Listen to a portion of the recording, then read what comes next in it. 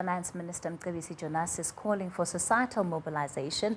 This is in tackling some of the challenges facing the country. He says achieving this is not just about having the right person at the top, but of course he's also presenting multiple solutions in his book titled After Dawn, Hope After a State Capture. He joins me now on News at Prime for more on this conversation. Thank you so much for your time tonight, Mr. Jonas. Thank you very much. One of the things, interestingly, that you've said is you've spoken about how the conversation in the country needs to shift, that there's too much distraction in part of what makes headlines, particularly mainstream media. And of course, we're coming into this bulletin. One of the latest developments is around the public protector and her filing her affidavit, or rather putting some of that information before the court. I wonder, to the extent that you feel that the bulk of that conversation includes part of the distraction, what about it is deviating from the bigger issues in the country? Look, I mean, let's take this thing of the public protector now. There's a major development in the JSE happening, which actually has huge implications for stock markets in South Africa. It has huge implications for our pensions. It has huge implications for breadwinners and widowers, and and there's no real conversation about the implications of that. A couple of months ago, the big numbers came through in terms of unemployment, and again, I mean, if you think about it, unemployment should be a big issue, and it was like 2 days or 3 days of prime news, and after that, gone. The focus was on this thing. And I'm just saying that I think we need to move away from sensationalism and move away from a focus on individuals and over-personification of personalization of the debate and discussion in South Africa to more substantive issues that relate to how we move the country forward. We are in a political and economic crisis, no doubt. What do you think that is a consequence of? And I want you to draw on the role, particularly of political parties, because this personification you're talking about is something that has its roots in, I think, the bulk or the majority of political parties in this country. Now think about it. I mean, the last couple of years, it's either you have been seized with a process where Zuma is trying to save us from Thabo Mbeki, and later another faction trying to save us from Zuma, and guess what? Maybe something else is brewing to save us from the current. And I'm saying that we can't continue in that trajectory.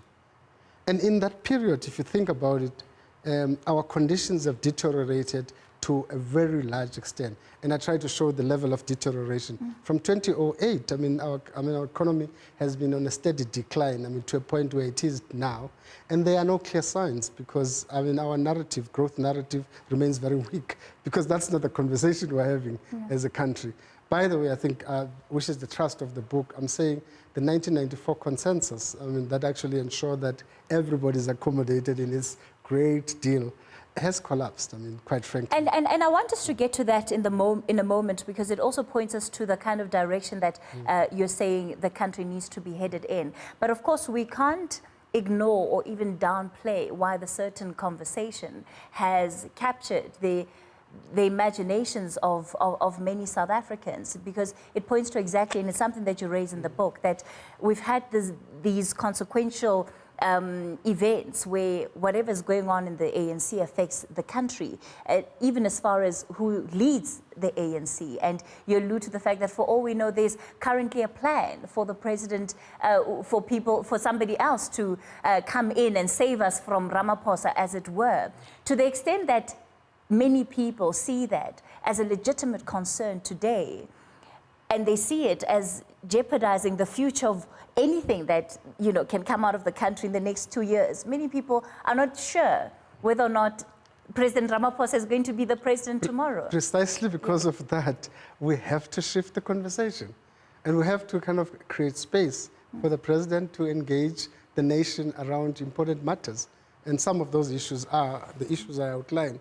We need a new conversation about a new direction for the country. And we need growth. And what should people do with those concerns in the meantime? Look, I mean, there are, at the moment, if you think about it, even the legitimacy around the concerns against the president on the fundraising, etc., the legitimacy is in doubt. because the institution that's driving that has lost credibility. I mean, if you see the series of court losses, court battles that the office has lost, and it's not about the individual for me, it's about the office that if it loses continuously, it points to a direction that we all need to be concerned. It even defeats the purpose, by the way. But I think the bigger issue for me, is the bigger question in South Africa, and the bigger question is about how political parties are funded, how they fundraise. And that's a conversation we need to do, because it has huge implications for the future.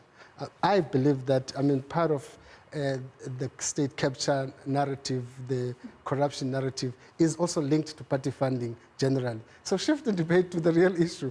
Create a new framework for funding political parties. Sure. I dare say that any political party, in South Africa, most of them are funded by the private sector in some shape or form. So we even like pretending that this is a new thing. I'm only saying that it's important for accountability. Yes, we must go through the process, but at least we must shift the debate very quickly.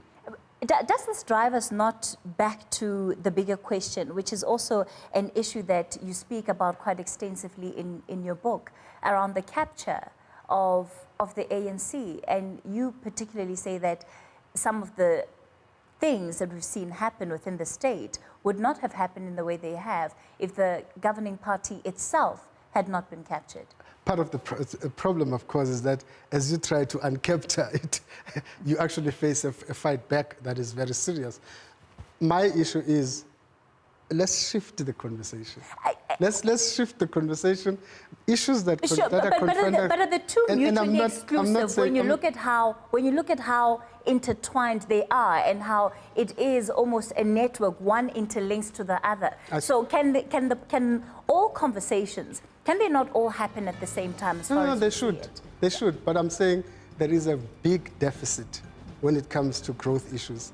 I'm yet to hear how we're growing jobs. We're going to grow jobs. I'm here to hear what programs we have to lessen inequality. I'm here to hear how do we deal with some of the host of problems in education, in different facets of our economy that we face. How do we resolve them?